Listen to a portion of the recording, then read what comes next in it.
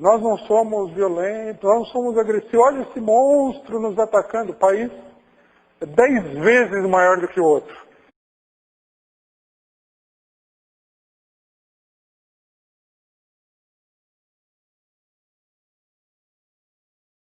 E a ameaça eram eles.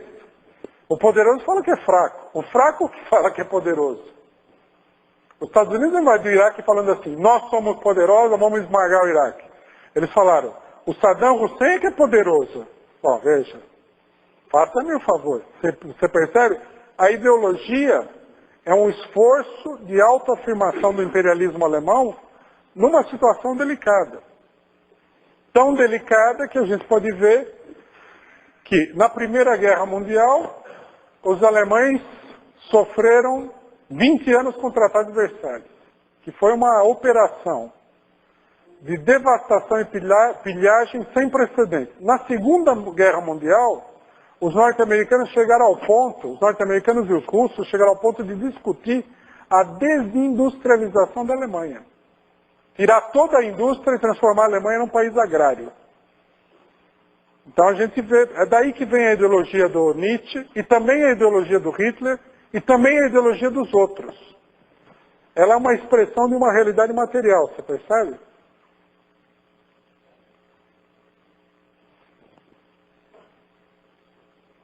Bom, vamos em frente.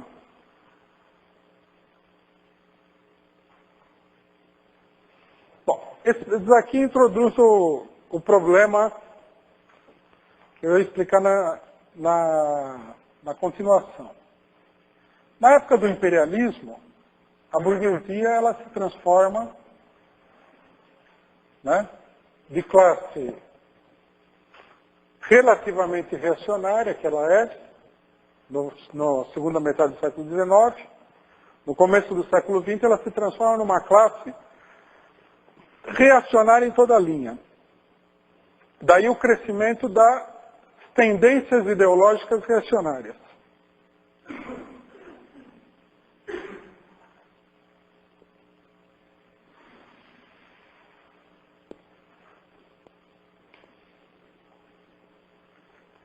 Quer dizer, como já, logicamente que existe aí o esforço principal da burguesia, isso a gente deve entender, é no sentido de impulsionar a tendência ideológica, idealista principal, que é o quê? A religião.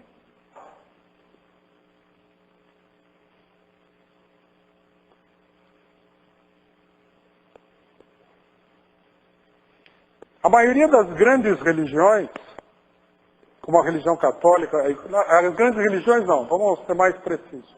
As grandes instituições religiosas, como a Igreja Católica, elas são apoiadas política e economicamente pela burguesia mundial. E a influência da burguesia mundial sobre elas é muito grande, é determinante. Né? A gente vê, por exemplo, que a Igreja Católica, durante o período aí do João Paulo II, ela seguiu a política geral do imperialismo.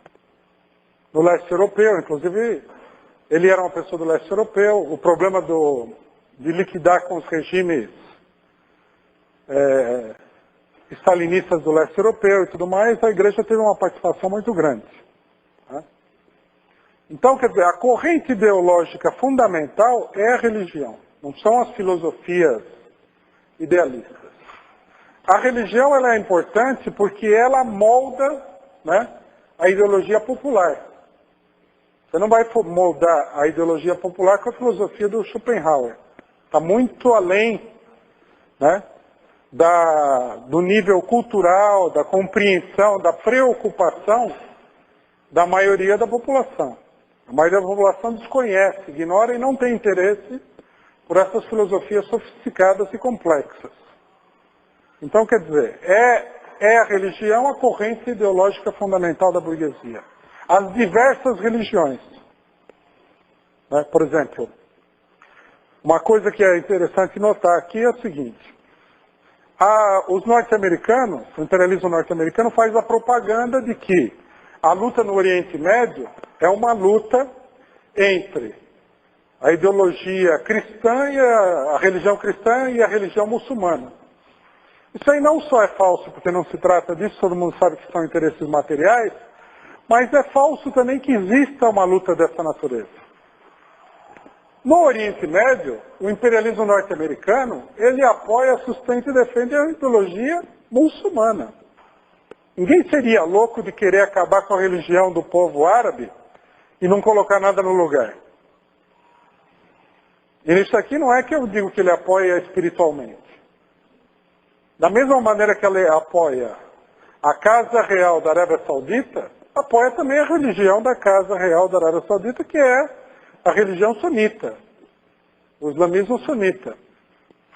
Se você for ver lá, eles defendem, eles procuram impulsionar a propagação da religião. Num lugar é o cristianismo, em outro lugar é a religião muçulmana. Não existe nenhuma contradição nesse sentido. O imperialismo é consciente de que é necessário defender a religião. A religião é um anteparo ideológico da sociedade capitalista, a religião institucionalizada. Não existe essa luta e isso é tudo uma fantasia, uma grande fantasia. O que acontece é que, da mesma maneira que na América Latina, por exemplo, as contradições sociais criam uma ala esquerda dentro da Igreja Católica, como, por exemplo, a teologia da libertação, né, que em alguns casos chegou até a apoiar a guerrilha em alguns países, como aconteceu no Chile, dentro do Oriente Médio, as contradições sociais criam uma ala esquerda dentro da religião muçulmana que é terrorista, mesma coisa. Mas não é que as religiões estejam em conflito. Na verdade você tem, por exemplo, uma religião extremamente conservadora, que é a religião da classe dominante árabe, e uma religião que é veículo de uma ação revolucionária, que é a ala esquerda dessas religiões, a mesma religião. A árabe muçulmana, católica, evangélica. Isso sempre aconteceu assim. As contradições acabam se expressando dentro da própria ideologia religiosa. Mas o fato é o seguinte, a ideologia fundamental, onde se concentra o esforço da burguesia, do imperialismo mundial, é a religião, não é a filosofia. A gente pode ver isso aí claramente no Brasil. Você vai na periferia aí, não existe filosofia. Existe a Igreja Católica e as igrejas evangélicas. Elas tomam conta da educação espiritual do povo. Tá certo? Elas completam o trabalho da escola. Elas servem como um contrapeso à escola, porque a escola também é dominada pela burguesia. Só que na escola você não pode ensinar coisas religiosas. Na escola você tem que transmitir um conhecimento de caráter, em geral, laico. E como as tentativas de transformar a escola numa escola religiosa enfrentam muita resistência, então a religião ela tem que operar por fora. Faz parte da educação do povo. Tá certo? Por que eu estou enfatizando isso daqui?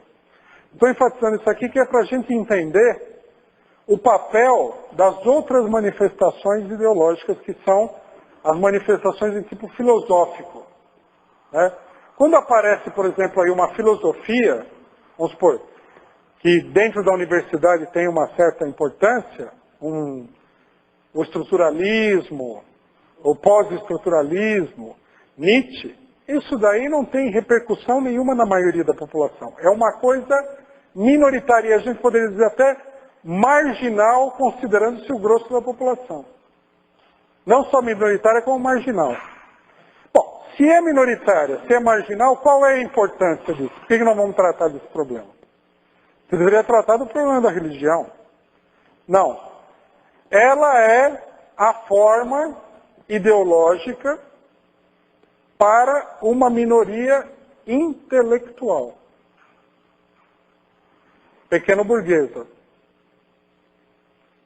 Que apesar de ser uma camada bem pequena, tem a sua importância, porque são os quadros ideológicos, técnicos, que a burguesia forma para organizar a sociedade numa série de áreas. Professores, administradores, psicólogos, etc. e tal. É daí também que vem esse fenômeno, que é um fenômeno extremamente recente, das chamadas ciências humanas.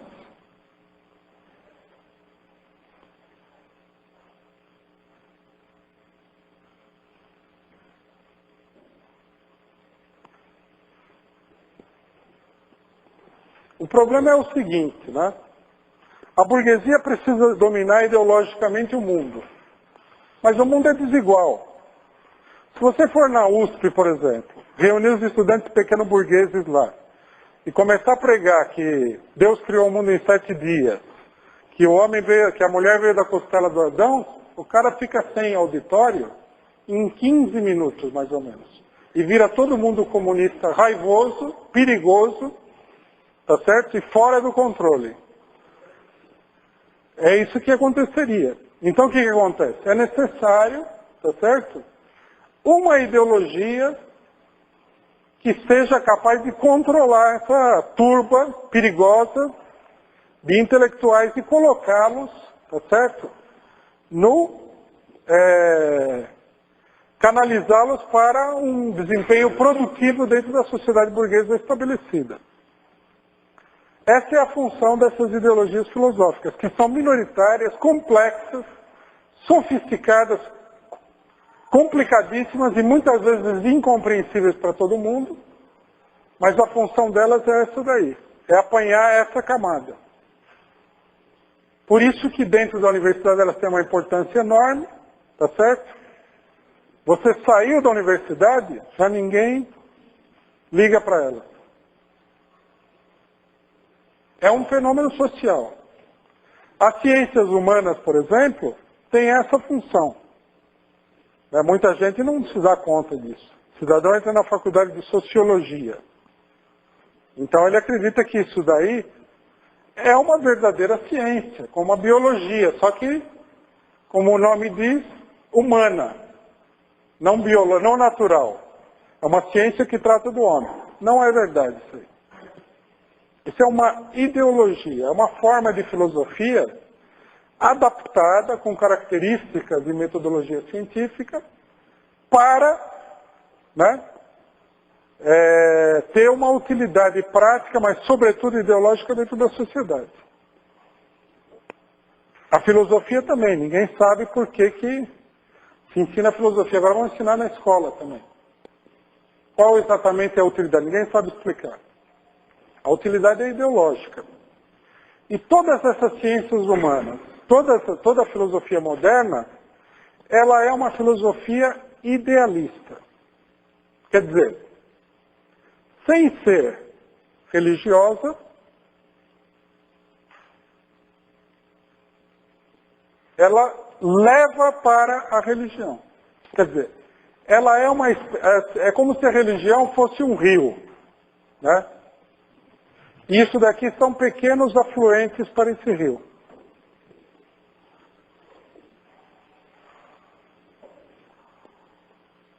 É assim que se coloca o problema da luta ideológica no mundo moderno. Então, por exemplo, está aí a necessidade, por exemplo, de muitas dessas ciências, de explicarem as ciências naturais. Inclusive de se apresentarem como superiores às ciências naturais. A ideologia burguesa é que elas seriam superiores. A ciência natural, diz um ramo dessas filosofias, é uma coisa instrumental. Quer dizer, com o guindaste, produto da ciência natural, da mecânica, por exemplo, você pode pegar uma pedra de 1 tonelada, tirar daqui e colocar ali. Mas isso é uma coisa banal. O importante é dar um valor humano a essa coisa. Ou seja, o importante não é a atividade prática do ser humano. É a atividade ideológica. Essa é a função, né, de toda essa ideologia. Ela está aí para pontificar sobre o mundo real. Então, por exemplo, nós temos a indústria. A indústria é bobagem. O fato de que tudo que a gente usa, tudo que está nessa sala que foi um produto da atividade industrial do ser humano, é colocado de lado com uma soberbia, uma arrogância total.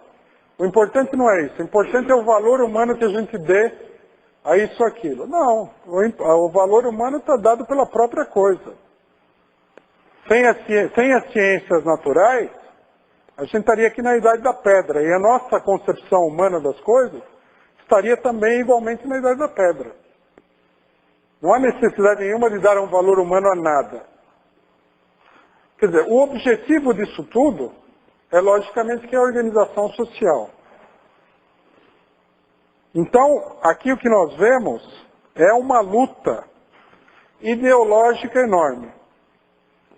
Né? A luta de classes, a luta pela construção de um partido revolucionário, a luta pela revolução proletária precisa, tá certo, ser integrada com essa enorme luta ideológica que acontece aqui. No final das contas, todas essas ciências humanas, etc, etc, etc, elas vão demonstrar a inviabilidade da revolução, o fato de que você acreditar que o socialismo é um resultado necessário e inevitável do desenvolvimento social, isso é mero fanatismo seu. No fundo, você que é religioso de acreditar numa coisa dessas, isso daí é metafísica, como é que alguém poderia dizer que a sociedade vai chegar no socialismo assim, que tudo é um problema da decisão do ser humano, etc, etc. Quer dizer, aí se desenvolve uma luta ideológica enorme, né, que é da maior importância. Essa luta ideológica se desenvolve no interior da intelectualidade, né, em particular tendo como núcleo aí a universidade.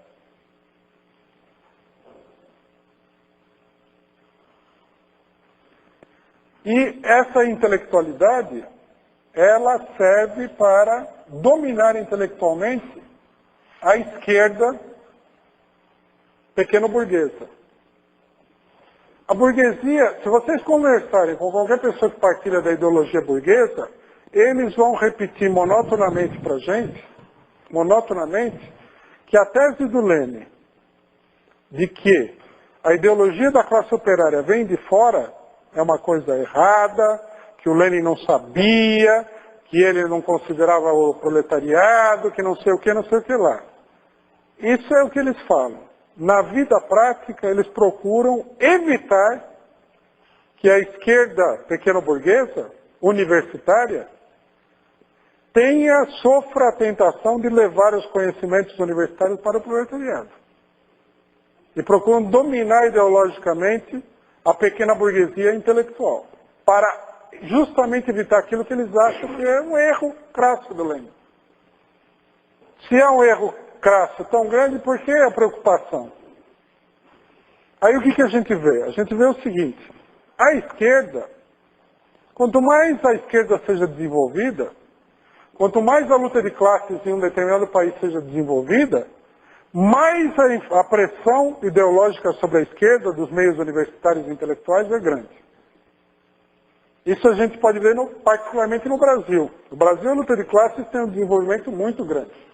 Tanto que a gente vê que o presidente da República é um operário, que trabalhava como torneiro mecânico na Vilares, em São Bernardo do Campo. Isso é um índice de como a luta de classes se desenvolveu no Brasil. Quando a burguesia começa a aceitar que a ralé do país, né, chegue no governo porque a coisa está num ponto de explosividade total, que é o que acontece no Brasil. Aí a influência sobre a esquerda, ideológica, política, econômica, todo tipo de influência é muito grande. Logicamente que nós não vamos atribuir à influência ideológica um papel predominante. Por exemplo, a burguesia trata, antes de corromper a esquerda ideologicamente, trata de corromper ela também financeiramente. Então, por exemplo, o governo é contra as greves, mas não deixa de dar R$1 bilhão para os sindicatos através do FAT todos os anos. O que eles estão financiando? Exatamente. No que eles estão investindo? Eles estão investindo nas direções dos sindicatos, para que as direções dos sindicatos sejam aliados deles contra os operários dos sindicatos. Porque vocês podem ver que não é um investimento menor. R$1 bilhão é muito dinheiro. E isso é só o dinheiro do FAT. Fora o dinheiro do FAT, tem muito mais dinheiro na jogada. Muito mais dinheiro. Se a gente for somar tudo, são bilhões, na verdade. As direções sindicais do PT, por exemplo, controlam fundos de pensão como a Previ. A Previ é uma das maiores empresas financeiras da América Latina inteira. É sócia de empresas siderúrgicas, né? Sócia da Embraer, uma empresa que é controlada por um grupo francês multinacional. A Previ é controlada pelo PT. Esse é um fenômeno que mostra que a burguesia está preocupada. Junto com essa influência econômica, existe necessariamente a influência ideológica. Daí que a esquerda, toda a esquerda brasileira, sem nenhuma exceção, ela aderiu a uma ideologia idealista. A gente pode ver que todos os esquerdistas brasileiros, mesmo os mais esquerdistas, você pode pegar qualquer grupo aí, vocês considerem os mais esquerdistas, sejam grupos trotskistas ultra-radicais, anarquistas, etc. e tal, todos são partidários de uma filosofia idealista. Nenhum deles é partidário de uma filosofia materialista. E esse é daí o interesse do problema do curso. Nós selecionamos aqui, por exemplo, o chamado marxismo ocidental, porque esse marxismo ocidental, ele é a ideologia oficial da esquerda. Esse marxismo ocidental é um pseudo-marxismo. E qual é a função desse pseudo-marxismo, que inclusive se chama marxismo ocidental? É porque, para a esquerda, você não pode chegar com nenhum tipo de ideologia liberal, por exemplo. Tem que ter uma ideologia de esquerda. Se não é o anarquismo, tá certo? É um marxismo feito sob medida para a ideologia da esquerda, idealista. Vocês vejam o seguinte, a universidade, ela é um centro de formação de quadros da burguesia. A gente não pode se confundir sobre essas coisas elementares. Existe aí no meio, inclusive da esquerda, a ideologia de que a universidade seria assim como uma coisa que se coloca numa dimensão exterior ao mundo real. O mundo todo está colocado na luta de classes. Mas a universidade estaria fora de todo tipo de condicionamento pela luta de classes. Tanto que vocês podem ver, por exemplo, que todos os grupos de esquerda, quando eles vão falar de alguém, eles falam assim, fulano de tal, doutor não sei das quantas e não sei o que da universidade, sei lá qual é. Para que essa honraria duvidosa, tá certo? Esse título universitário? Porque um revolucionário, o que ele tem a ver com a universidade? A princípio, esse doutor não sei das quantas e papapá, esse daí já seria um sinal de que nós não estamos tratando de um revolucionário. Revolucionário é um cidadão que, sei lá, foi preso, defendeu não sei o quê, construiu um partido, lutou não sei aonde, ocupou, bateu, apanhou, destruiu, fez alguma coisa revolucionária, como doutor. Mas vocês podem ver que os nomes, as figuras da esquerda, todos têm a sua legitimidade garantida pelo diploma universitário. Não pela luta de classes, pelo diploma universitário. Então, por aí a gente já vê a mentalidade do pessoal. No Brasil, uma coisa que nós temos que entender é o seguinte. No Brasil, todos os partidos, todos os grandes partidos, do PFL, tá certo? Ao PT, ou agora ao PSOL, passando pelo PMDB e PSDB.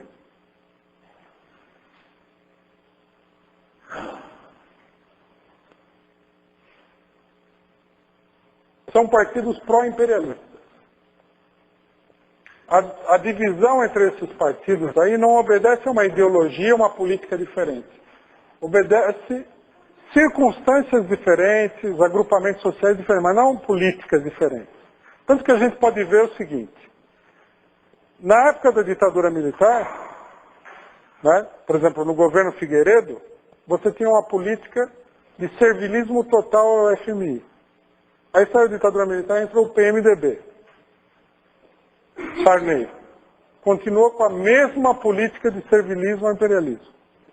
Saiu o PMDB, entrou o PSDB, continuou com exatamente a mesma política. Saiu o PSDB, entrou o PT. Não mudou uma única vírgula da mesma política. Então, logicamente, diante de tanta evidência, nós somos obrigados a concluir que a diferença entre esses partidos é nenhuma. Quer dizer, os quadros políticos pequeno-burgueses estão divididos aí com ideologias diferentes, servem apenas para fazer um mosaico político. Mas na prática, eles são exatamente a mesma coisa. Daí que, por exemplo, né, quando teve a eleição presidencial passada, um repórter me perguntou o seguinte: como é que você acha que vai ser o governo do Lula? Então eu não tive a menor dúvida de responder. Vai ser idêntico ao do FHC. Aí você vendo hoje o desenlace do negócio, pode achar que foi um golpe de genialidade política. Não. É banal. Eles são todos iguais. Se a Heloísa Helena for presidenta, o governo dela vai ser igual ao do Lula. Porque eles não têm outra ideologia, eles não têm outra política.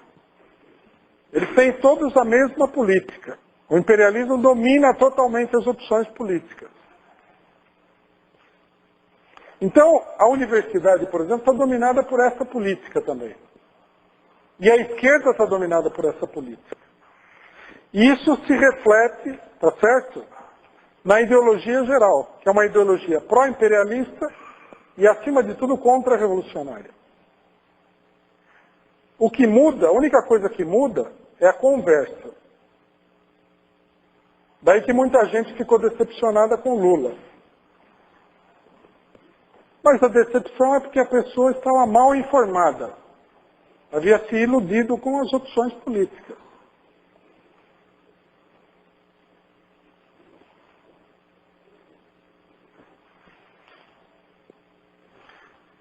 Bom, diante disso daí, nós temos uma preocupação, né, eu acho que é a preocupação central do curso, é nesse caso aqui separar o joio do trigo. Por quê? Não é possível desenvolver uma atividade revolucionária sem que você tenha estabelecido com clareza uma concepção revolucionária integral. Está expressa na famosa frase de Lenin: sem teoria revolucionária, não existe movimento revolucionário. Agora, a teoria revolucionária não é uma coisa abstrata. As ideias, elas têm que se formar, sobretudo, por oposição. A ideologia revolucionária, ela só pode existir, ela só pode se desenvolver através da luta contra a ideologia contra-revolucionária ou não revolucionária. Não pode se formar pela positiva, independentemente da luta de classes. Daí a importância de a gente fazer a crítica das concepções idealistas. No nosso caso, vocês viram, eu falei da igreja e tal, mas o nosso objetivo aqui não é criticar a igreja. A crítica da igreja, num certo sentido, é uma crítica supérflua. Por que supérflua? Porque se você trata com operários, por exemplo, que são religiosos, você tem que desenvolver a luta operária unificando os operários atrás de objetivos próprios da classe. Num sindicato, você não vai levantar uma discussão ideológica com os operários. Vai chamar os operários a se organizarem para a greve. Então, por exemplo, aí você tem, como acontece com a gente, em vários sindicatos, você tem um operário evangélico, que a igreja ensina para ele que quando alguém bater na cara dele do lado direito, ele tem que oferecer também o lado esquerdo para apanhar. Mas no sindicato ele não vai fazer isso. No sindicato, o patrão vai bater do lado direito, ele vai bater do lado direito e esquerdo do patrão, contrariando esse preceito religioso. Então nós não vamos brigar com ele por causa de coisas que não têm incidência na vida real. Nós vamos apresentar uma política revolucionária. Mas em se tratando da universidade, dos intelectuais, a coisa muda totalmente de figura. Aí a confusão se estabelece de uma maneira completa. Por quê? Porque os intelectuais, em geral, eles vivem no limbo da luta de classe. A pequena burguesia, como vocês podem ver, a luta de classes na sociedade se dá entre o proletariado de um lado e a burguesia do outro. E a pequena burguesia? É um fator secundário, que está no meio da luta de classe. É um fator secundário da luta de classe. Ninguém fala, a luta de classe se dá entre o proletariado e a pequena burguesia. Há uma luta aí, frequentemente. Mas também é uma luta entre a pequena burguesia e a burguesia, dentro da pequena burguesia, o negócio é muito confuso. A pequena burguesia, em geral, ela vive mantendo uma certa distância da exploração capitalista. O operário está no sindicato. A luta salarial é um imperativo da vida do operário. A luta pela sobrevivência. A pequena burguesia não, ela vive num limbo. Ela é formada pela burguesia para ser uma classe, digamos assim, de profissionais especializados, que cumprem funções da sociedade burguesa, administrativas, técnicas, científicas, etc. e tal. A parte mais importante da pequena burguesia é essa camada técnica, essa camada intelectualizada. E como ela vive no mundo das ideias, num certo sentido, né, com a pressão de todos os lados, a confusão aí é monumental. E essa confusão ela se arrasta para dentro da esquerda, domina organizações de esquerda inteira, inclusive dentro da nossa organização, causa uma confusão enorme. Daí a necessidade do esclarecimento, uma necessidade fundamental. Embora tudo isso seja, do ponto de vista prático da ação das massas, uma tempestade dentro de um copo d'água, porque ninguém vai comparar uma luta ideológica numa sala de aula com uma greve de 500 mil operários, por exemplo. A luta ideológica comparada com a greve é uma tempestade dentro de um copo d'água, ou seja, um fenômeno que é quase uma farsa. Embora seja assim, do ponto de vista da organização de um partido revolucionário, da organização da consciência da classe operária é fundamental.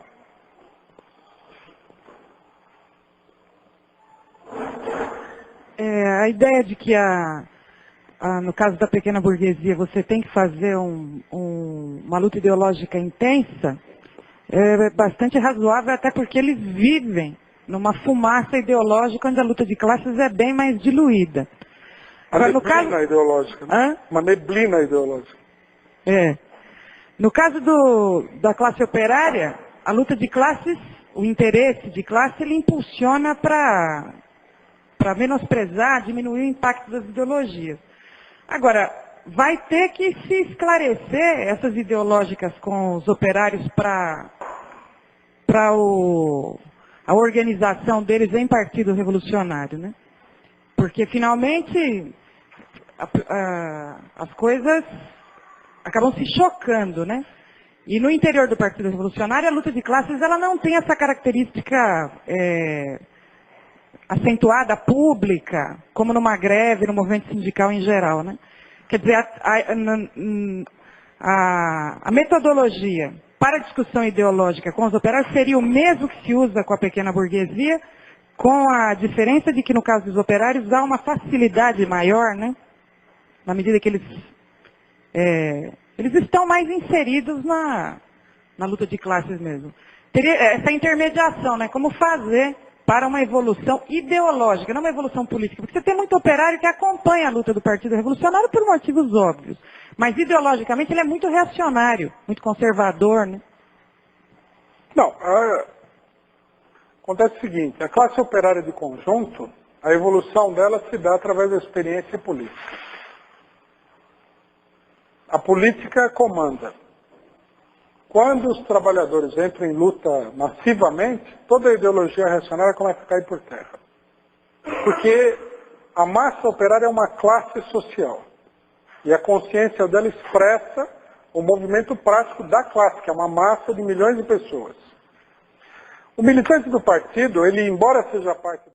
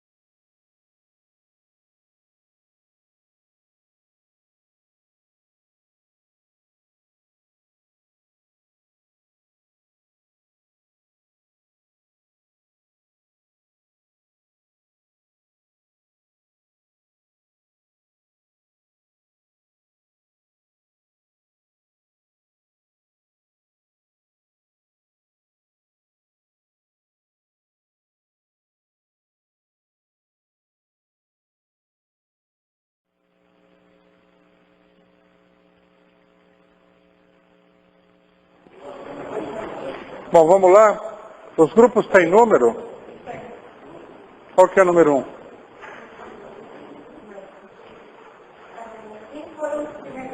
Espera só um pouquinho. Cadê o microfone?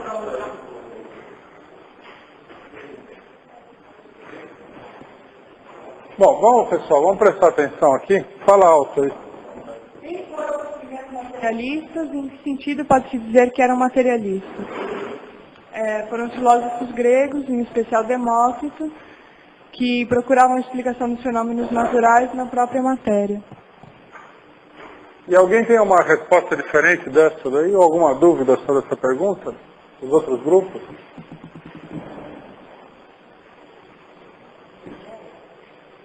Não? Todo mundo ouviu aí a resposta? Falou que foram os filósofos gregos, como Demócrito, por exemplo, que foi citado no curso, e eles eram materialistas porque eles buscavam a explicação dos fenômenos naturais na própria natureza material. Alguma dúvida sobre isso? Tranquilo? Então vamos em frente. Por que o auge da filosofia materialista foi o iluminismo? Porque o iluminismo expressou o rompimento com o absolutismo e a ascensão da burguesia. Eu vou repetir, tudo bem. É isso? Falou que o iluminismo expressou o movimento de ascensão da burguesia e de luta contra o feudalismo, é isso?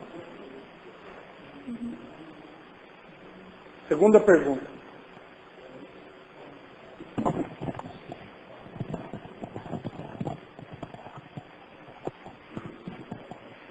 Na verdade é um complemento, né? A ascensão da burguesia propiciou o desenvolvimento da ciência com a explicação dos fenômenos naturais com base na experimentação científica.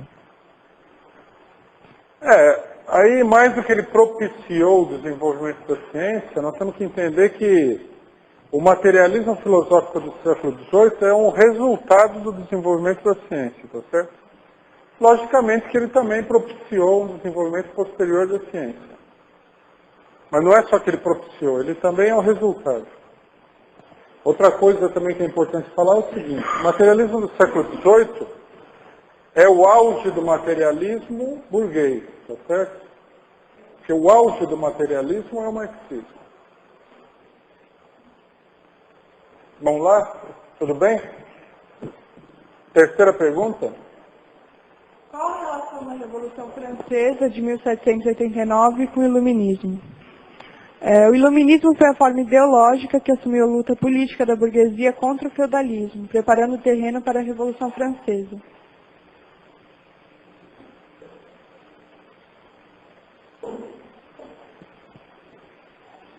Tudo bem, companheiro?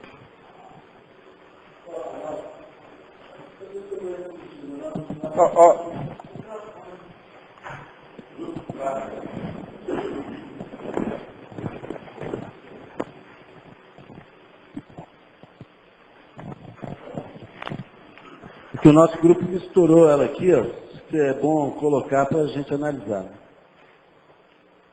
Colocou assim, ó, ambos fazem parte do mesmo movimento revolucionário e no mesmo período. O iluminismo representa o desenvolvimento da ciência e valorização da razão. Fazia com que as pessoas passassem a ter mais espírito crítico, influenciando assim as massas, incutindo os ideais de liberdade, igualdade e fraternidade, base para a eclosão da Revolução Francesa, que mudaria o regime social da época, destituindo dessa forma o despotismo esclarecido dos reis que tanto massacravam o povo. Sobre os ideais de liberdade, igualdade e fraternidade, isso daí já é uma coisa mais política, né? É um fenômeno político que aparece já durante a Revolução. O iluminismo era uma filosofia racionalista, não era também muito, ao contrário do que muita gente pensa, os iluministas não eram assim propriamente uns igualitários, entendeu? A não ser no sentido de que eles não viam propósito nos privilégios hereditários de tipo feudal. Porque eles acreditavam que a superioridade do ser humano estava na razão, né? Nenhum filósofo iluminista ia achar que é uma pessoa superior simplesmente que nasceu numa família X ou Y. Agora, os iluministas, de um modo geral, eles eram muito descrentes, né, na capacidade política das massas populares. Eles achavam que o que resolveria o problema político e social seria a inteligência e a cultura, coisa que as massas populares não têm acesso. Então eles não eram propriamente o que a gente chamaria hoje em dia de democratas. É daí que a gente conhece o fenômeno de que a maioria dos filósofos iluministas procurasse aí uma pessoa importante, um rei, para que esse rei aí, né, através do esclarecimento, através da razão, colocasse em prática alguns projetos de reforma social. Né? Então, por exemplo, Diderot, ele foi patrocinado e procurou influenciar a imperatriz Catarina da Rússia, Catarina Grande, que era embora ela fosse adepta em geral do iluminismo, ela praticava no seu próprio país uma ditadura total, né? Como a gente veio conhecer mais recentemente até os czares da Revolução Russa de 1917. Voltaire era amigo de mesa do imperador da Prússia, Frederico II, né? Frederico o Grande. Que também, embora fosse um adepto do iluminismo, teoricamente, também praticava lá no seu rincão uma ditadura total. Eles não eram propriamente democratas, né? Não confundir o iluminismo com a Revolução Francesa, são duas coisas diferentes. Embora o iluminismo tenha preparado a Revolução Francesa de uma série de maneiras, ideologicamente, os iluministas, de um modo geral, não partilhariam das ideias revolucionárias dos franceses de 1789. O mais provável é que eles ficassem profundamente chocados e desconcertados com a Revolução Francesa. São dessas contradições que a vida apresenta, tá certo? É importante não confundir as duas coisas.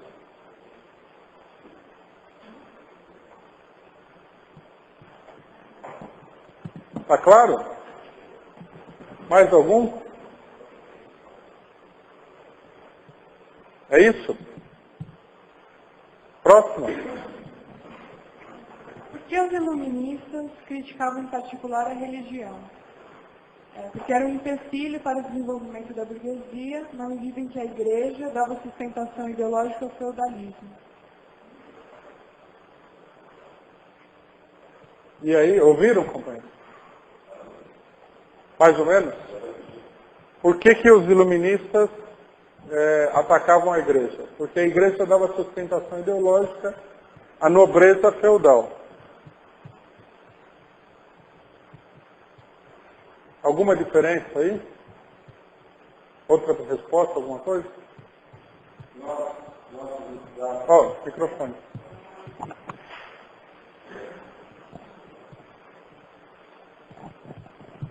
A nossa pergunta era mais, a nossa resposta acho que era mais confusa. Nós colocamos aqui, criticava a igreja porque ela freava o desenvolvimento da humanidade, partindo do princípio que tudo partia da vontade divina. E eles defendiam que tudo deveria depender da análise científica e das descobertas feitas pelos próprios homens. Eu acho o seguinte, a resposta aqui, para a gente explorar um pouquinho mais o tema, a gente teria que... Uma das dificuldades da gente entender esses processos aí, é que a gente precisa se colocar do ponto de vista da época. Né? É difícil de entender, por exemplo, hoje, que a igreja se encontra numa defensiva ideológica total, né? E busca aí simplesmente resguardar uma coisa ou outra e tudo mais, o papel da igreja no passado. Né? A dominação ideológica da igreja, principalmente, aqui no caso do iluminismo, nós estamos falando da igreja católica. Nós temos que... Vamos entender primeiro o seguinte. Na Europa do século XVI, XVII e XVIII, havia uma diferença muito grande entre os países protestantes e os países católicos. A gente vê, por exemplo, que os primeiros racionalistas, como Descartes, Spinoza, eles fugiam dos países católicos e se refugiavam nos países protestantes, como, por exemplo, a Holanda, que foi o primeiro país europeu a realizar uma revolução burguesa. Por quê? Porque na Holanda, embora houvesse também ali fanatismo religioso e tudo mais, o clima de liberalismo intelectual era maior. Isso era uma característica dos países protestantes de um modo geral. Bom, ali onde reinava a Igreja Católica, o clima de opressão intelectual era muito grande. A Igreja Católica, ela procurava travar uma verdadeira guerra ideológica contra tudo aquilo que representasse uma ameaça aos dogmas do catolicismo. Então, por exemplo, se alguém viesse com a história, como aconteceu, de que o homem não foi criado por Deus, isso aí você estava procurando sério problema para a sua existência. Não é só porque a igreja estivesse imbuída de um fanatismo religioso, obscurantismo e preconceito muito grande. A igreja católica. Os protestantes também tinham esses grupos assim. Mas, como já observou um dos patriarcas da Revolução Norte-Americana, Thomas Jefferson, é muito melhor que a igreja esteja dividida em 5.000 seitas do que seja uma igreja unificada. Porque a igreja unificada tem poder de controlar a situação política dentro do país. Que é o que acontecia com a igreja católica. As seitas protestantes se dividiam entre mais liberais, mais ortodoxas, e nenhuma delas conseguia se impor sobre o Estado para impor uma censura, impor uma restrição intelectual muito grande. Bom, nós temos que notar que os iluministas são franceses, um país tradicionalmente católico. Daí o enfrentamento deles com a religião ser muito marcante. Por exemplo, a Revolução Inglesa, de 1640, que é uma revolução burguesa como a Revolução Francesa de 1789, ela foi feita por uma facção religiosa protestante, os chamados puritanos, contra as tendências, vamos dizer assim, catolicizantes da monarquia britânica da época, do rei Jaime I. Então, a gente vê o seguinte, os franceses tinham que se haver com a própria Igreja Católica. A Igreja Católica tinha uma influência muito grande sobre a monarquia absoluta francesa. E ela impedia o desenvolvimento intelectual do país, com o fanatismo religioso, com a oposição a todo tipo de teoria, descoberta, ou coisa que o valha, que se opusesse aos dogmas da Igreja. Daí a violência do iluminismo francês contra a Igreja. É um fenômeno histórico concreto isso daí. Precisaria ser estudado. Quando a gente trata, isso é uma coisa que a gente sempre deve ter em mente, quando a gente trata de problemas políticos, ideológicos e sociais, é necessário descer aos detalhes. Generalidades não dão conta do problema. Então o que acontece? A burguesia, na sua tentativa de se desenvolver intelectualmente e tudo mais, ela se defrontava com uma brutal censura amparada pela Igreja Católica. Por exemplo, a famosa enciclopédia, porque os iluministas franceses também são conhecidos como enciclopedistas. A famosa enciclopédia era um estratagema para burlar a censura. Um cidadão lá, um francês, um editor francês, pediu para o Diderot, tá certo? Fazer uma tradução de uma enciclopédia inglesa. Aí o Diderot falou, bom, por que nós não pegamos isso daqui e ampliamos e fazemos uma enciclopédia própria, nossa, francesa e tal. Então eles, a pretexto de escrever verbetes para a enciclopédia, eles atacavam os preconceitos da época. Foi uma tática literária, tá certo? Para atacar a censura. E eles eram muito censurados. Os livros dos franceses iluministas, vários deles foram queimados. A maioria foi colocado no índex, né, da Inquisição da Igreja Católica, como sendo livro proibido nos países católicos. A maioria dos livros dos iluministas franceses foram publicados de trás desse tipo de estratagema. Por exemplo, um dos mais famosos livros do materialismo francês, do iluminismo francês, que é o livro do Conde d'Holbach, O Sistema da Natureza, considerado como a Bíblia do materialismo, foi publicado sob o nome falso de um conservador. Ele pegou um conservadorzão da época e publicou lá o livro com o nome daquele conservador para escapar da perseguição, que não resolveu muito a parada, e o livro foi apreendido e queimado. Daí a luta dos iluministas contra a igreja. Daí também o fato de que, por exemplo, aqueles iluministas que acreditavam em Deus também eram anticatólicos, como Voltaire. Voltaire tem uma passagem, ele tem toda uma série de escritos dele que são contra a igreja, contra o fanatismo religioso, contra a perseguição ideológica. E ele é o autor da mais famosa palavra de ordem de luta contra a igreja, hoje esquecida, por que será, né? Eu deveria perguntar, por que será que é esquecida?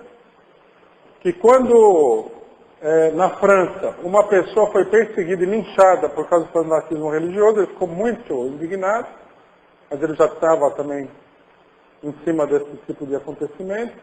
Então ele lançou uma campanha furiosa com a seguinte palavra: écraser l'infâme, quer dizer, esmaguem a infâmia. Quem era a infâmia? A infame Igreja Católica.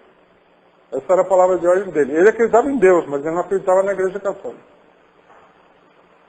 Então, quer dizer, o processo religioso aí é um processo concreto. A igreja era um obstáculo ao desenvolvimento intelectual, assim como, por exemplo, a censura da ditadura militar brasileira era um obstáculo. Tá certo? Vamos lá? Porque as filosofias do século XIX são, em sua maioria, idealistas. Porque a burguesia já havia se consolidado no poder e transformado-se numa classe reacionária. E retomou as teorias idealistas que justificavam sua existência. Ouviram, companheiro? Por que as filosofias do século XIX são, na sua maioria, idealistas? Porque a burguesia já havia se tornado uma classe reacionária, conservadora. As classes sociais, de um modo geral, elas passam de serem revolucionárias, para o momento que elas assumem o poder, se transformarem em conservadoras. É um processo análogo a esse processo que a gente tem na política. O PT era um partido aparentemente de oposição até chegar no governo. No governo, o pior partido de situação. Confirmando, tá certo? A velha tirada nacional, que vem desde a época do Império, que diz: nada mais conservador do que um liberal no poder. Se a gente conhecer um pouquinho da história do Brasil, Lula não vai parecer uma figura tão esquisita assim como a gente pode achar.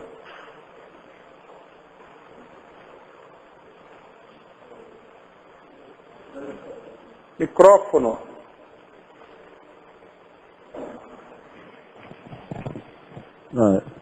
A gente colocou o seguinte, que era porque elas partem de concepções religiosas. Tá, mas por que a burguesia, que era materialista, tá certo, trocou a filosofia materialista por uma filosofia de fundo religioso? Esse que é o X da pergunta. Não, porque a pergunta é o papel que cumpre a filosofia, não é isso? Porque as filosofias do século XIX são, em sua maioria, idealistas. Porque não é explicar o idealismo dela, é explicar por que elas se tornaram idealistas. Não. Tá certo? Mais alguma coisa, companheiro? Vamos lá? papel cumpre a filosofia e as ciências humanas no capitalismo? É uma interferência ideológica que serve como anteparo da sociedade capitalista e forma quadros para a burguesia, além de influenciar teorias de esquerda. E aí?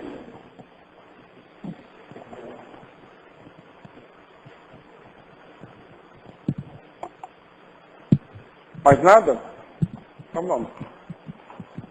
O que significa dizer que as concepções religiosas cedem terreno diante do avanço da ciência? Então, a gente teve algumas divergências nessa pergunta, na resposta dessa pergunta. Uhum.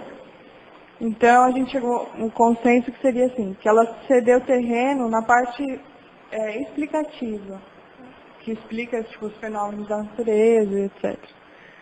Mas, e também que ela abriu mão devido à necessidade, bom, ficou um pouco confuso, na verdade, porque não teve muito consenso. Não é o caso de explicar, então, a polêmica, no caso? Então, a polêmica é a seguinte, ela cedeu terreno na questão da explicação dos fenômenos e tal, mas não teria cedido terreno, por exemplo, na parte espiritual. Na parte do quê? Espiritual. E o que seria essa parte espiritual? Eu não entendi isso, né? Então explica você, que foi o autor da matéria. É que quando eu coloquei que ela perde terreno só na parte explicativa, é que a ciência ela não necessariamente prescinde da religião. Você pode, por exemplo, explicar o mundo cientificamente, com método científico, através do átomo e tudo mais, mas mesmo assim continuar com uma concepção religiosa do mundo. Acho que isso não é uma contradição, mas que ela existe. Assim. Resumindo, não sei se dá para... Bom, vamos ver aqui se tem mais alguma questão antes de responder isso aí.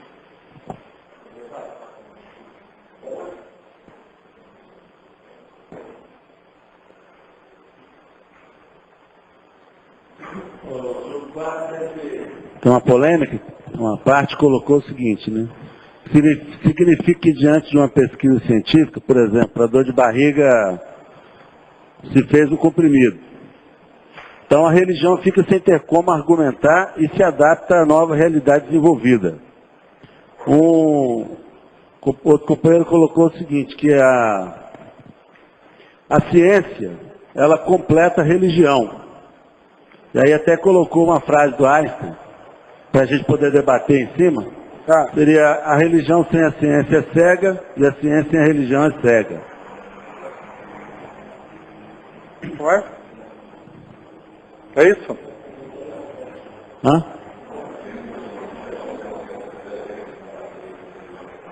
Isso. Como é que é? Não ouvi daqui. Fala aí. A religião sem a ciência é cega e a ciência sem a religião é incompleta.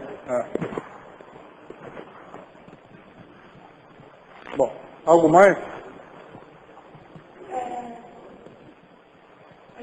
Teve umas outras dúvidas e outras perguntas. Essa é a última pergunta? Bom, então coloque todos os problemas. Uma delas é em que sentido que os iluministas eram materialistas? E a outra é para explicar melhor a diferença entre ciência e ideologia. Bom, é muito vaga a pergunta. Em que sentido eles eram materialistas? Eles eram materialistas no sentido materialista. O que quer dizer isso aí? Qual que é o fundo da questão?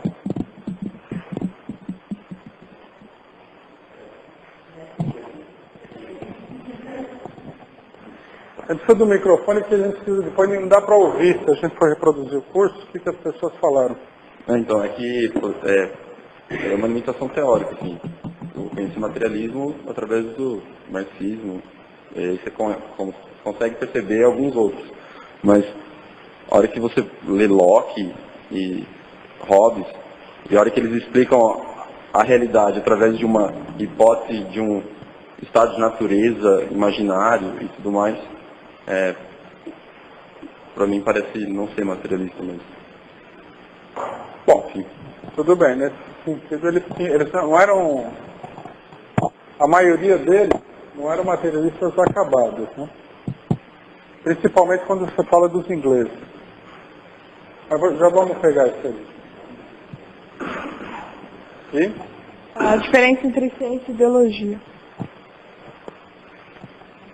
É isso? Mais alguma coisa dos outros grupos?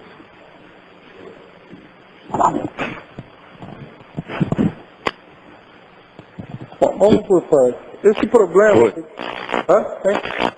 Você falou que, com relação a pergunta que foi feita, qual foi a relação da Revolução Francesa com o Iluminismo? Você falou que não houve foram movimentos diferenciados, né? E os iluministas, de certa forma, não eram contra, tinham até um certo preconceito. Agora, Preconceito, inclusive, grande, né? em que sentido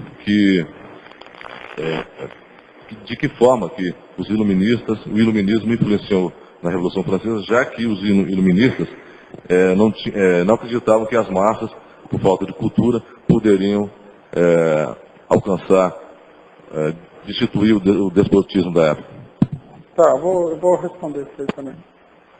Bom, vamos lá, por partes. Primeiro sobre o problema da ciência. Eu sei que essa tese de que a ciência, que a religião cede terreno, ela vai contra o preconceito atual, entende? Se a gente for analisar o mundo atual de um ponto de vista, digamos assim, seguindo pela aparência das coisas, a aparência não confirmaria isso, né? A imprensa capitalista todo dia mostra os avanços da religião. Se a gente andar pela cidade de São Paulo, você só vê lá, além do fato que eu quando era criança, aí a Igreja Católica predominava no país. Agora, em todo lugar que você vai, aparece uma igrejinha evangélica lá. Eles alugam uma loja lá por uma placa, né? Que eu imagino que para os brasileiros, de um modo geral, foi meio que um choque cultural, né? Acostumados a ver a igreja com aquela cruz em cima. Ver o cara abrir um negócio, parece uma mercearia, botar uma placa, uns bancos assim, e é uma igreja, né? Do ponto de vista assim, da impressão cultural, até agora eu tenho dificuldade de ver isso aí como uma igreja, porque o preconceito cultural é aquela igreja da Igreja Católica. Mas o negócio se espalha, certo? Agora, eu acho assim, a gente não pode ser vítima da unilateralidade que a maioria das pessoas tem. A unilateralidade leva a gente a um terrível pessimismo político e cultural, né? Esse é um problema muito sério. A política e a sociedade, ela não é feita só dos fatos consumados. É um erro a gente ver a coisa assim. Então, por exemplo, o cidadão, veja só como é um erro, vou dar um exemplo em que mais ou menos é característico. Quando os Estados Unidos começou a luta contra o Iraque, né, não agora, nessa invasão, na invasão anterior, que se não me engano é de 1992, né, 91. Quando os Estados Unidos invadiu o Iraque naquela época, a imprensa da época, a maioria que não deve lembrar, porque aqui já faz 14 anos, tá certo? A imprensa mostrou aquilo lá da seguinte maneira: veja o extraordinário poderio do capitalismo. O leste europeu caiu, né? A União Soviética caiu, agora eles estão invadindo brutalmente o Iraque. Quer dizer, nós estamos numa era onde a bandeira norte-americana vai se sobrepor a todo tipo de fenômeno que vocês virem daqui para frente. Estados Unidos é poderoso, e aí ficava aquela contagem, quantos aviões, e quantos navios, e quantas bombas, e quantas balas, e quantos soldados. E os Estados Unidos têm óculos para ver no escuro, e raio infravermelho, e o cidadão manda um míssil, o míssil cai no bolso do Abdullah lá e explode ele. Quer dizer, o cidadão lia a imprensa e falava assim, nossa, estou perdido, você entende? Bom, qual é o problema disso daí? O problema é o seguinte, aí os Estados Unidos foi, invadiu o Iraque e agora todo mundo é um consenso que o Iraque é o Vietnã número 2 dos Estados Unidos. Como é que a coisa muda dessa maneira? Como é que a gente deveria analisar isso? Quando eles invadiram, eles eram 100% poderosos. Agora que eles estão apanhando de uns descalços lá, eles são 100% fracos. É assim que a gente deve analisar o problema? Isso que eu considero que é a concepção antidialética da burguesia, totalmente antidialética, metafísica de ver as coisas, e que induz a gente a um erro total. Entende? Um erro total. Quer dizer, do meu ponto de vista, é assim. Tudo que você faz, né, todo passo adiante que você dá no mundo social, que alguém dá, como por exemplo invadir o Iraque, abre um conjunto de contradições que terão que ser resolvidas. O fato de que você bateu, não quer dizer que você vai bater sempre. Você bateu agora, você pode apanhar no instante seguinte. A coisa tem que ser analisada concretamente. Quais são as contradições que se abrem? Aonde levam essas contradições? Qual é o sentido do processo? Qual é a linha de desenvolvimento dos acontecimentos? Né? O que hoje parece muito forte, amanhã é fraquíssimo.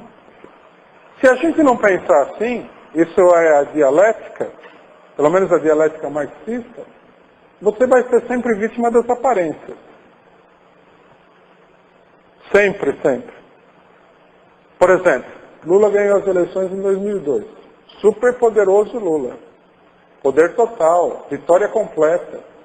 Não tem para ninguém. É só PT. 1000 anos de PT. Vai haver um bipartidarismo PT-PSDB. Começaram com esse negócio. A gente olhou e falou, isso é conversa fiada. Passaram-se 2 anos, nem foi muito, hein? Porque a gente aqui tem que estar preparado para esperar 15 anos pelo desenvolvimento dos grandes acontecimentos. Passaram-se 2, quer dizer, não deu nem para você se acostumar com a situação direito. E cadê o PT? Está todo mundo, metade na cadeia, metade caçado, metade foragido. É processo de tudo quanto é lado. Quer dizer, então não era tão poderoso assim. Era um mito, era uma falsificação, era um unilateralismo.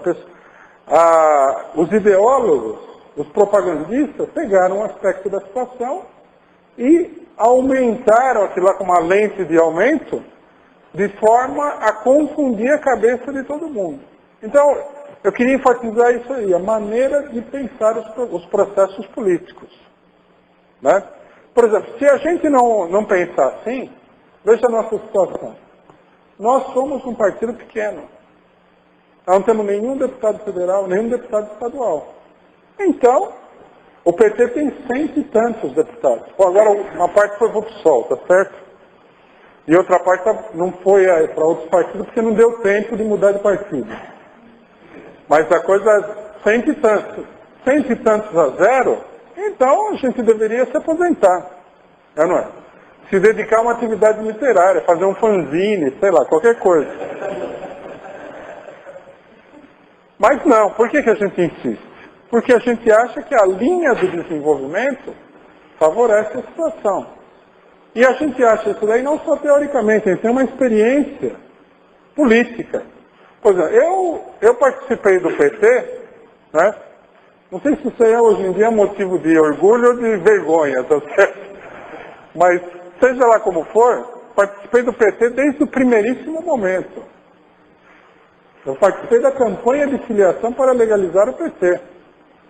Eu participei da campanha eleitoral de 1982 do PT.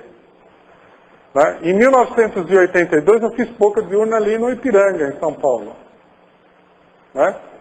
Bom, a gente passava lá e você era o partido mais perdedor da eleição. Eu me lembro até coisas engraçadas. Né? A gente foi lá oferecer, a gente parava o carro do pessoal, né? Ó, vamos votar no Lula, tá? Um trabalhador, né? 13. O número de 13 não, era 3. é o número 3 e tal. Daí passava um carrão assim, o cara fala assim, você não tem aí o papelzinho daquele turco ladrão, Maluf, né? Do cara, que o Maluf tinha um candidato. Então. Me dá o do turco ladrão e tal, não quero saber desse cara. Então você parecia que o PT não era nada. Aí o Lula teve 9% dos votos, né? Ganhou o Montoro e tal. Bom, o Montoro, já ninguém lembra dele. O Lula que teve 9% dos votos, hoje é presidente da República. Quer dizer, as coisas evoluem, mudam de tamanho. O importante não é o fato em si do momento, mas é colocar o fato na linha do tempo, na linha do desenvolvimento, tá certo? Então veja bem, para não se estender mais no problema só da análise do médico, o problema da religião. A religião, se a gente for contar, hoje tem mais gente supostamente religiosa do que gente que não é religiosa, lógico. Você vê as estatísticas, né? Pelo que elas valem, não sei o que elas valem. A religião muçulmana tem não sei quantos milhões de adeptos. A religião católica, a última vez que eu vi, parece que era 1 bilhão de católicos, um negócio assim. Uma coisa espantosa. 1 bilhão? Olha que esmagador. Pensa você que é marxista, que você é um punhado, e os católicos são 1 bilhão. Olha que pensamento esmagador. Aí tem os protestantes. Já no Brasil, maior país católico do planeta Terra, o protestantismo está quase em 40%. Bom, agora, isso é assim mesmo? Por exemplo, minha família é católica. Sabe quantas pessoas na minha família são de fato católicos, dos católicos? Nenhum. O pessoal não vai na igreja. Se eles casarem mal, o que é frequente, eles divorciam na hora. Se alguém tiver um filho fora de hora, aborta. Você entendeu? Bom, então, o que vale esse catolicismo? Que tipo de catolicismo é esse? É um catolicismo, vamos falar bem a verdade, extremamente precário. A pessoa acredita mesmo nessas coisas? Não acredita em nada disso. 1 bilhão de católicos? Num sentido muito particular. Desse 1 bilhão, vou falar para vocês, não tem 100 mil que realmente acreditam no negócio a fundo. Vê que redução drástica? Aí a pessoa fala, bom, mas eles estão lá na igreja, eles casam na igreja, eles batizam os filhos, fazem um ritual, eles usam a cruz né? Eu tenho um parente meu que usa uma cruz no pescoço e tal. Eles usam a cruz no pescoço, quando eles passam na frente de uma igreja, eles fazem o sinal da cruz e tal. No momento de uma crise, isso vai desaparecer. Não vai ficar nem os 100 mil. Porque as fundações da coisa são de barro. Não é concreto armado. É barro, é taipa. Primeiro vendaval, não é porque a casa parece sólida que ela vai ficar de pé. O primeiro vendaval é em tudo abaixo. As dúvidas são enormes. As contradições são terríveis. Daí a importância de você mostrar que a ciência corroeu os fundamentos da religião. No século XVI, XV, XVII, XVIII, a religião ela estava firme, até certo ponto. Muito mais do que hoje. Pessoas acreditavam num monte de coisa. Hoje ninguém acredita em mais nada. Eu, eventualmente, assisto os programas religiosos dos evangelhos na televisão, os evangélicos. Eu vou te falar, o que menos se fala nesses programas é de religião. São programas de autoajuda, você entende? Como é que o cidadão vai vencer na vida? Isso não é religião. Grana, né? Não, tem muita coisa a ver com dinheiro, lógico. Tem muito pouca convicção religiosa, muito pouca penetração espiritual. Então, a gente deve olhar e falar assim, isso não é sólido. Daí a importância. Aí, a ciência, nesse sentido, ela promoveu um grande estrago na religião. A religião é um fator político, porém, extremamente fraco. A ciência não conseguiu acabar com toda a religião. As pessoas continuam aí, com as suas igrejas e tudo mais.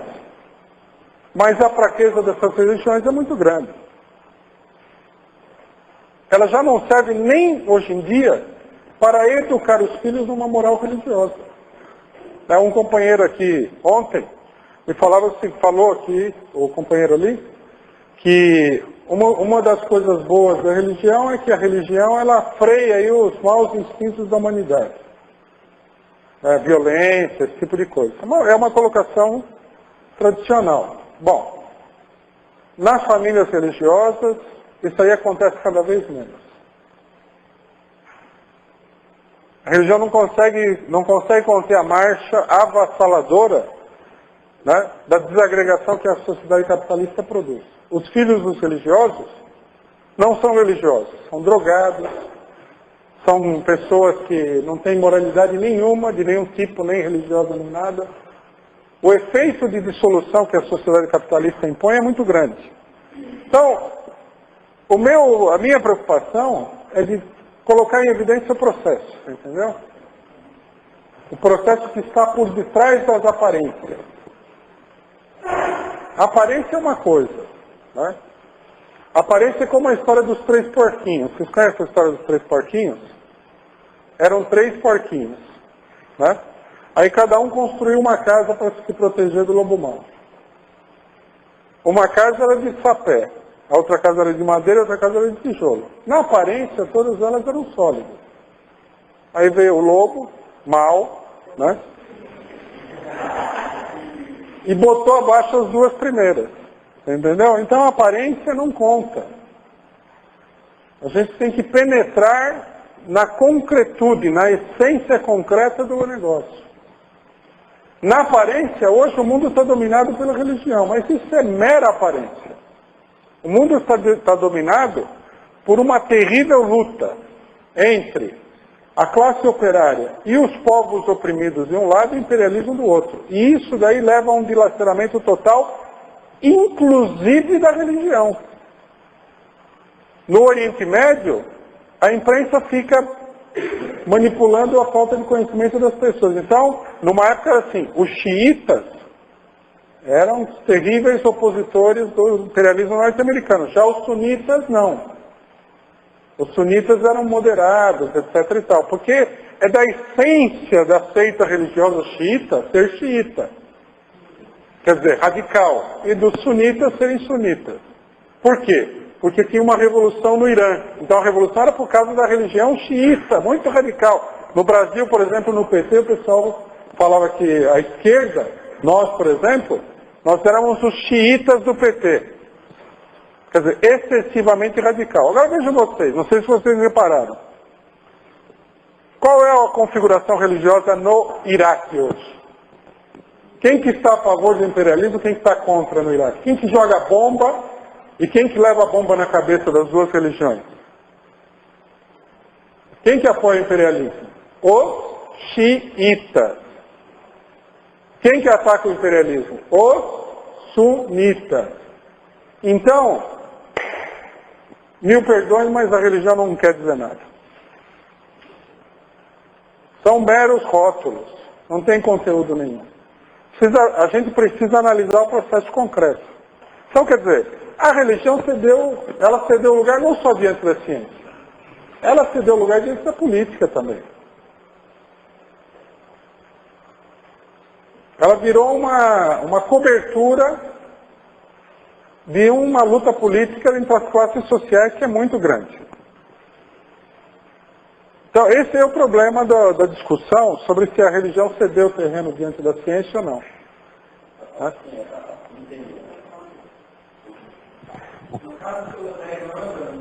Espera só um pouquinho, deixa eu falar aqui. Assim, posto que você colocou, e acho que não tem que discordar quanto aos religiosos, enfim, mas até que ponto, sob o rótulo da ciência, não está por trás de uma concepção religiosa de mundo? Essa que acho que seria a questão.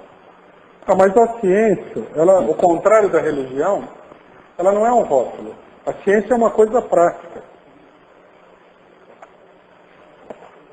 É isso que a gente tem que entender. Você entende? Por exemplo, veja aquela câmera lá que está filmando o curso aqui. Aquilo é um resultado da ciência. Ela existe e ela atua praticamente. Nós sabemos que se ninguém fizer nenhuma loucura, que, por exemplo, esquecer o filme dentro da câmera e tal, que ela vai reproduzir o que está acontecendo aqui. É uma coisa prática. Entendeu? Ela pode ser usada de diversas maneiras. Mas do ponto de vista de moldar a consciência das pessoas, ela está ocupando o caminho. Não quer dizer que vai resolver todos os problemas, não confundir.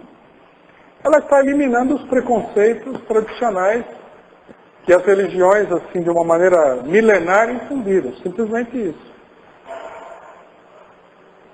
A religião não é uma coisa prática. A religião é uma ideologia. Não, ela tem um significado, uma incidência, digamos assim, prática no terreno social, à medida que as pessoas se agrupam de trás da religião. Mas dá para perceber claramente que ela não é uma força ideológica real. Entende? Você vê no Oriente Médio. O fato do cidadão ser de religião A ou B não é o que resolve o problema, entende? Ela não corresponde a nenhuma realidade. Daí a fraqueza dela. A ciência não. A ciência você vê quando, por exemplo, os norte-americanos decidem bombardear um país, aí você vê a força da tecnologia, tá certo? Militar dos Estados Unidos. Isso é uma coisa que você não pode contornar. Ela existe. E a demonstração prática, ela vence tudo. Você entendeu? Isso é um processo que não dá para parar. Ninguém vai chegar e falar assim, nenhum muçulmano vai falar assim, não, a gente não precisa se armar porque com a ajuda de Deus nós vamos ganhar desses aviões supersônicos. O outro vai olhar para ele e falar, o que aconteceu? Você está tomando droga? Lógico que não vai acontecer isso aí. Tudo bem que a gente tem que acreditar em Deus e tal, quer dizer, mas não é, você percebe? É uma coisa extremamente limitada. É isso que a gente tem que dizer. Quer dizer, não é uma força assim, que você fala, como existia, por exemplo, na Idade Média. Na Idade Média era uma força, o fanatismo das pessoas, o conhecimento. Hoje não, hoje isso está caindo aos pedaços. Esse é o problema-chave. E a sociedade atual, a intelectualidade atual, principalmente na universidade, ela se recusa a ver esse processo, entende? Porque existe uma ideologia antiprogressista na universidade. Daí que a ciência apareça como um negócio que não resolve nada, é mais uma ideologia e tal. Esse é o problema. Mas não é assim. Ela veio derrubando todas essas ideologias religiosas. A ciência de um lado e a luta de classes, que se apoia também, por outro lado, numa concepção científica do mundo. Não é que a religião, veja só, não é que a religião, a gente, infelizmente, quando a gente trata de problemas como esse, a gente é obrigado aqui pelo espaço do curso a dar respostas relativamente abstratas. Religião. O que é a religião? A palavra. Tá certo? No mundo existe o desenvolvimento de religiões, e esse desenvolvimento é concreto. Por exemplo, falar, a religião católica. A religião católica de hoje não é o mesmo fenômeno da religião católica da Idade Média. O nome é o mesmo, as igrejas são as mesmas, mas o fenômeno social é outro. Na Idade Média, a religião católica se baseava no latifúndio, no barão feudal. Hoje, a instituição religiosa se apoia no imperialismo. Tem nada a ver uma coisa com a outra. Na Idade Média, ela cumpriu uma função. Hoje, ela foi obrigada a se transformar completamente para continuar existindo. Pelo menos na aparência, as pessoas continuarem naquela atividade religiosa. Então, a gente precisaria analisar concretamente. E se a gente analisar concretamente, nós vamos ver o seguinte, a religião de hoje é uma pálida sombra do que foi no passado. Uma pálida sombra. No passado, a religião tinha a última palavra em todos os assuntos da humanidade. Hoje, ninguém nem quer saber. Um padre falar, tá certo? E uma pedra cair dentro daquele rio lá, a mesma coisa. Então a gente teria que analisar esse desenvolvimento concreto. Mas o importante é o seguinte, não é apenas que há um desenvolvimento, isso aí também é uma generalidade. O importante é que a linha de desenvolvimento, ela é assim, ó, para baixo, não é para cima. É uma decadência, uma decomposição, uma desagregação, você entende? E essa desagregação, ela não é uma desagregação qualquer, atravessou várias crises. Quando o capitalismo começa a se implantar na Europa no século XIII, século XIV e tal, a religião está numa decadência muito grande já, a religião católica. Daí vem a reforma protestante. Vem tentativas de dentro da própria Igreja Católica para recuperar a religião. Por exemplo, São Francisco de Assis. Você fala dos católicos, São Francisco de Assis é o santo dos animais, etc. e tal. Né? A tendência franciscana dentro da igreja foi uma tendência para tentar salvar a igreja da sua liquidação. Ela estava em processo de liquidação. Foi uma reação interna da igreja contra a liquidação da igreja operada pelos papas, né, que viviam ali de uma maneira totalmente antirreligiosa. Então a gente teria que ver essa história. Mas a história, o saldo dela é claro. A Igreja Católica hoje é uma pálida sombra do que ela foi no passado. A única coisa que a gente poderia dizer é o seguinte, ela continua cumprindo uma função social, mas já não tem nada a ver com o passado. O passado está passado, nunca mais vai voltar nesse sentido aí. Está liquidado o papel todo-poderoso da igreja dentro da sociedade. Se voltar a ter esse papel todo-poderoso, ou vai ser por um curto período de tempo numa ditadura total, aí, brutal, e mesmo assim é muito difícil, ou, tá certo, vai ser um episódio de regressão social sem precedentes. Já faz muito tempo que a política deixou a igreja para trás. Primeiro Napoleão Bonaparte, tá certo? Chamou o Papa lá, né? E o Papa falou para ele assim, então, eu vim aqui para coroá-lo. Ele falou, não, ninguém vai, você acha? Ninguém vai me coroar. Eu vou me coroar. Você veio aqui para abençoar a minha coroação. Veja a humilhação.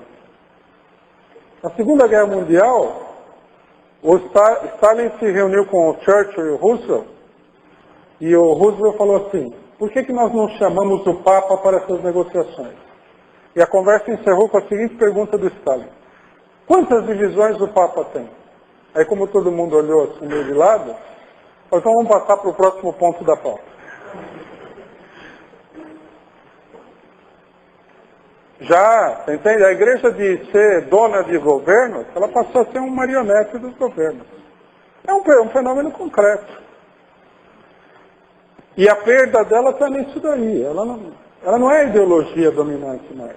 Ela é uma ideologia, num certo sentido, secundária, tá certo?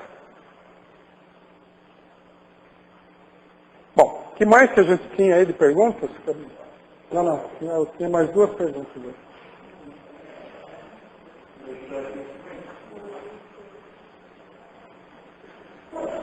Tem o negócio do Einstein, mas tinha mais uma coisa. Ideologia e ciência? Bom, diferença da ideologia. Ideologia é uma palavra ambígua, né? Ó, companheiros.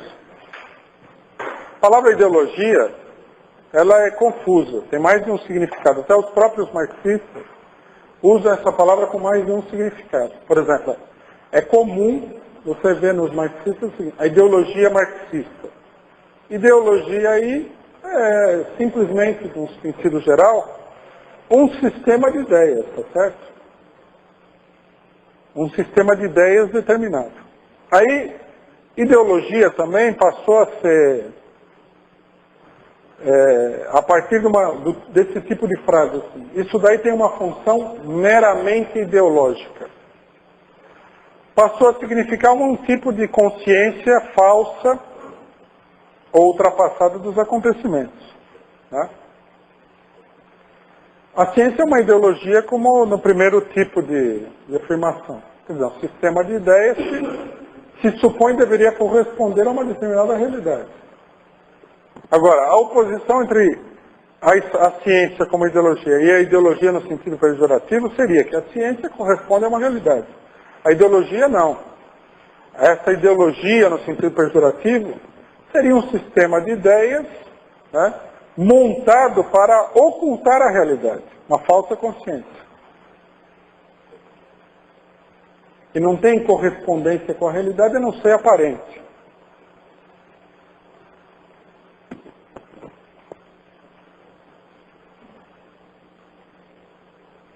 Bom, sobre a frase do Einstein, logicamente que eu não vou concordar com essa frase porque eu não sou uma pessoa religiosa, tá certo?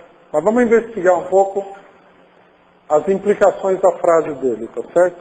Ele diz o seguinte, que, bom, a religião sem a ciência é cega. Aí não tem que comentar porque não se trata da religião ser cega ou não. Agora, a segunda frase, que é exatamente a ciência sem a religião, é incompleta. Quer dizer, essa segunda frase, ela é uma frase tipicamente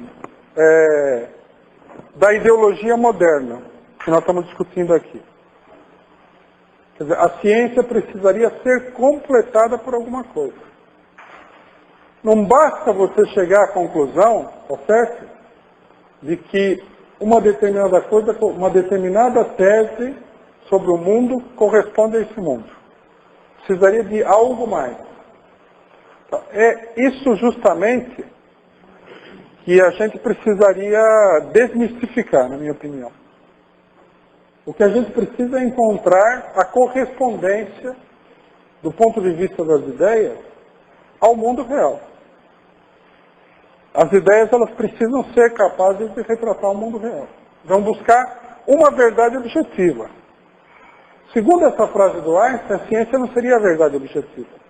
A verdade objetiva seria dada, tá certo, por uma coisa que é extra-científica. No caso do que ele fala é a religião. Para outras pessoas seria a moral.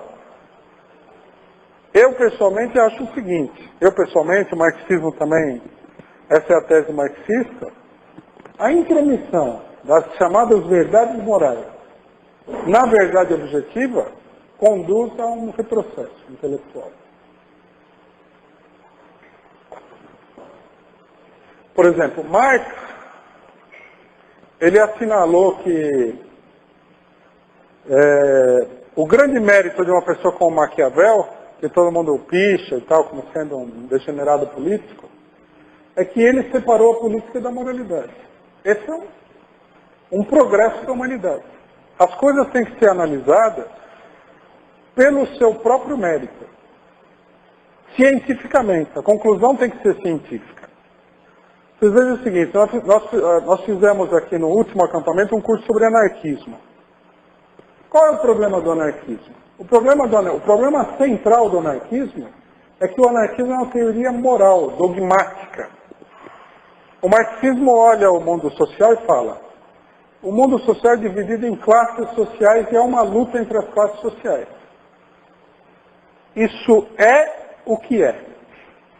O anarquista olha e fala assim, mas não seria bom se houvesse paz entre os homens? Dogmatismo moral.